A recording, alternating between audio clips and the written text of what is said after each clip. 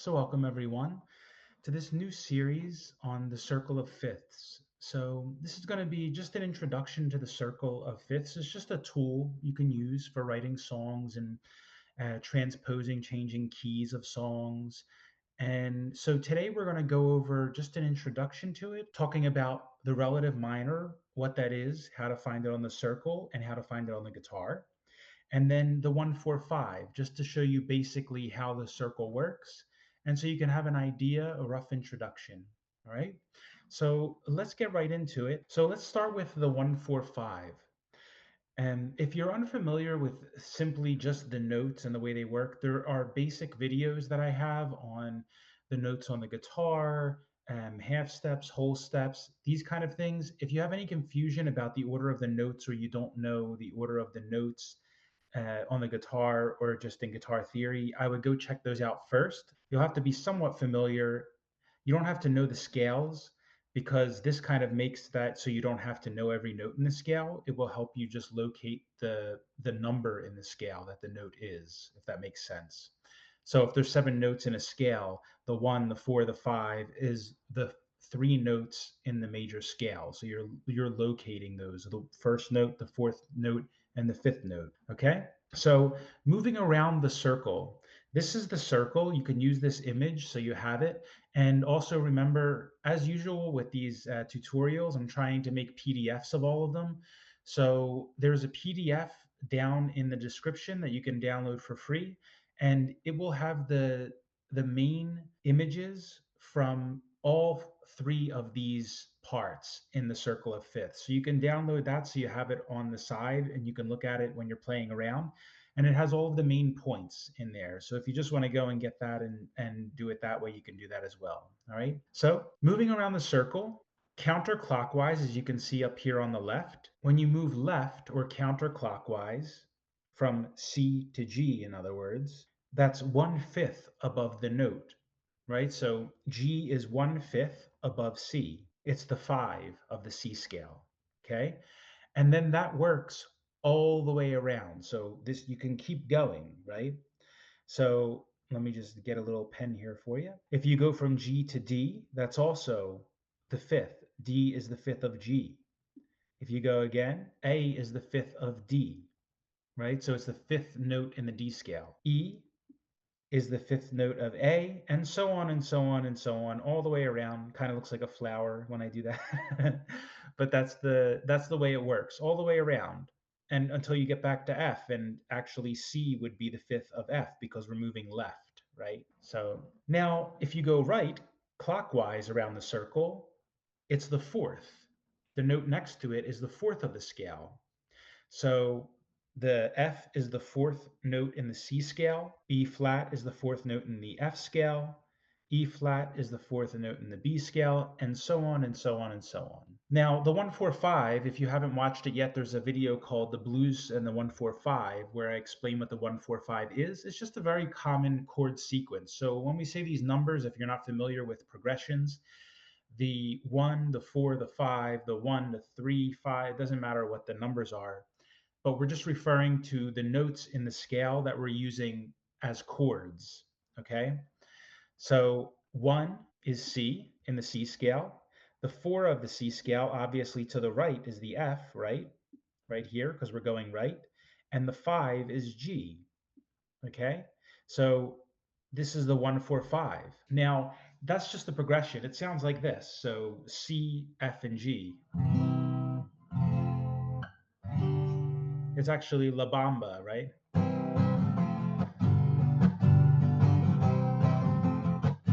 Okay. So many songs use the 145. There's so many popular songs. Even what La Bamba, so many, it's countless, right? Blues songs, but also Twist and Shout, so many songs. It's crazy. So it's not about, remember, when you're writing music, it's really important to remember that everyone uses the same chords, same progressions and stuff. It's just a lot of it is the melody that you put over is very unique. The way people choose to sing over things or play over things is very unique and different. Timing, rhythm, things like that, the way you play the chords, the choppiness, the way you sing over them, all this stuff, it changes it up, right? We'll get into that in another video, but just so you're aware, don't be afraid of using common things, because you can use them common in an uncommon way. They make it fresh and new. This is the great thing about how the circle works, see? So no matter where you go, the 1 4 5 is still the 1 4 5. It's just of a different note. So you move that 1 over to G, okay? And once you do that, then if you go left, that's the 5. If you go right, that's the 4. So G, C, D. Now, last time we did C, F, G, right? So now this sounds exactly the same because it's the same progression, has the same sound, but it's just in a different key, right? So G, C, D instead. 1 4 5, like this.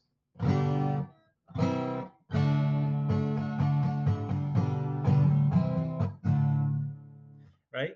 And that's how, let's say La Bamba, for example, you could still sing that over that, just be a little higher, right? So you can do this anywhere on the scale, right? So we move it over and it's the same pattern. We're just moving the pattern left or right. This is the 1, the 4, the 5. The 4 is going to be on the right, the 5 is going to be on the left.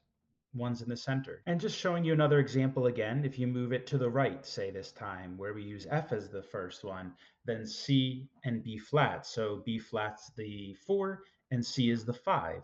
So the way it would sound, same, it has the same feeling, same sound, because it's the same chord progression. So we would start with the F.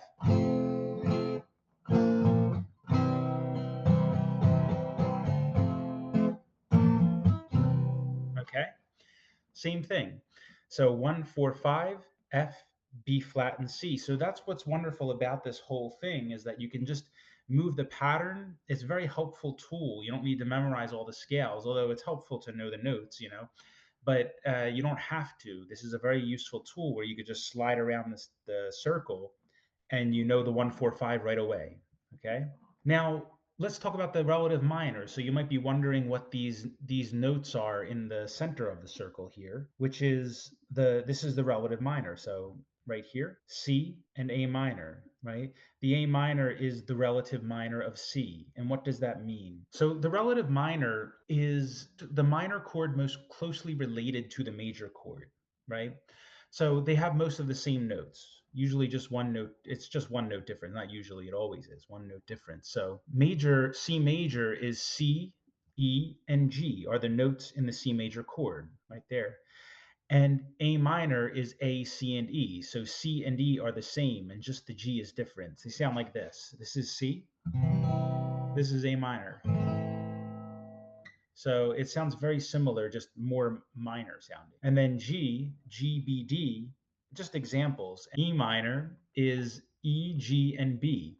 So if you just B and G are the same and just D and E are different. So it's just one note difference. So that would sound like this: G and E minor. Okay, so a very similar sounding. And of course, the most important part, how is this useful, right? It doesn't matter if we just memorize it. It's important that we know how to relate it to the guitar, and that it's actually useful, right? We can use it and understand how to use it on the guitar. So the relative minor on the guitar, you might see it up here on this circle, and it doesn't really mean anything, right? But if you see it on the guitar, it's always 3 frets down. So the relative minor is always 3 frets down from the major. So it's an easy way to find it. If you've been with me through the pentatonic scale series, right? We use the minor scale. So the relative minor, you can use the relative minor to solo, and that's what you do. So like, in other words, we play in C minor pentatonic, and you could like slide down 3 frets, and you're in A minor pentatonic right away. Okay, so there's uses for it. It's very, very useful tool, not just for soloing, but also for playing. But this is how you remember it always: 3 frets down. So whatever the note is, 3 frets down is the relative minor, except that you make it a minor chord, right? Because it's the relative minor. So it switches to a minor chord. So if you're playing C major, you slide down 3 frets and play the minor chord, which is A minor. And you do that for anything, right? You just pick a place and start. So G, you would slide down 3 frets and play E, but minor. If you're playing, let's say, D major, you would slide down 3 frets and play a B minor. And that's how you find it easily on guitar.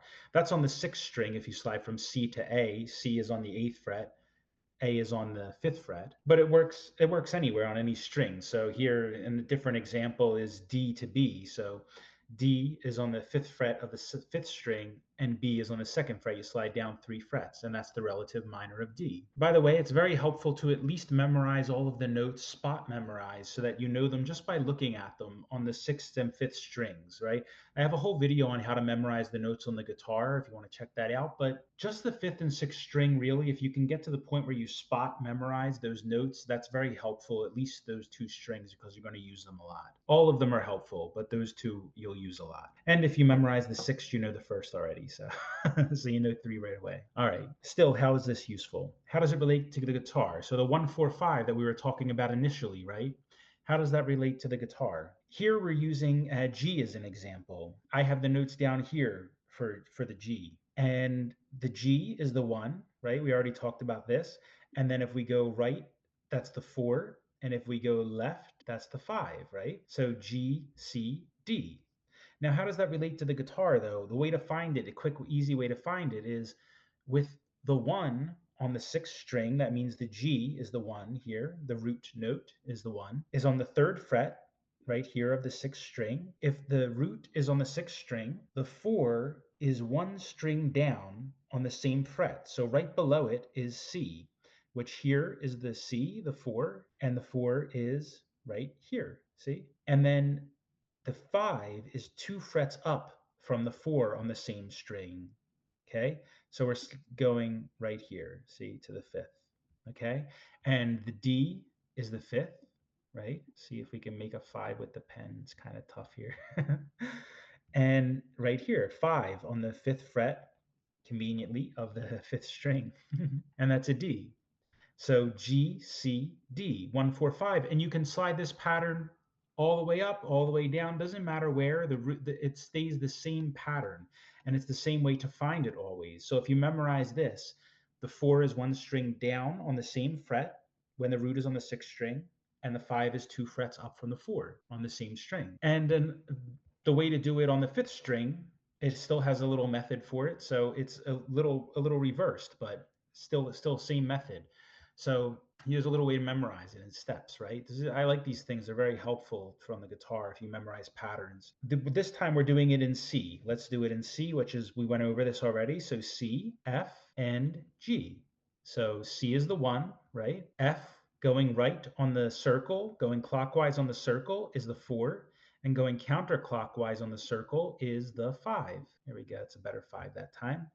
C, F, and G. So C is on the third fret of the fifth string, right there. And then the 5 is 1 string up on the same fret. So just above it is the G. And then the 4 is 2 frets down from the 5 on the same string. So from the 5 down to the 4, slide down 2 frets, and there's the 4. So F on the first fret of the sixth string.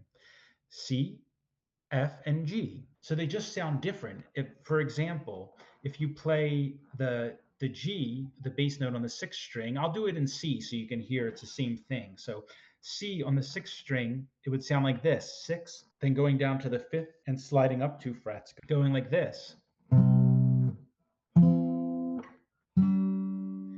And if you do it down here, you have C, and then you're coming down to a thicker string, a deeper note, and going F, G. So it sounds different. Right? That's the same sound of the progression, but it has a different feel. So it's 2 different ways to play the same thing with it sounding a little bit different. You can play around with both. For example, the blues sounds a lot different if I play it up here. Right? Or if I go down here.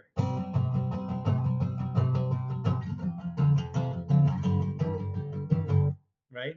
So it sounds a lot different if you play it going up to the fifth string or coming down to the sixth string. So that's everything I have for you today. That's just wanted to go a rough overview so you have some idea of how the circle works. We're going to go a lot more in depth into the circle and what all of the other notes mean, how they relate. But just so you know basically how to use it so far for the 1-4-5 and what the center notes are with the minor there, the relative minor. And remember, you can get the slides for all three parts of the series in the link below. And it's free. You could just download it. It's a PDF with all of the main slides that have all the information on it. Okay, so I'll see you for part two. I'm going to put these out quickly, one after the other. If you're just watching part one now, I'll probably put them a few days apart because all the information is down in the PDF anyway. So I'll see you then for part two. And until then, take care, enjoy, and happy practicing.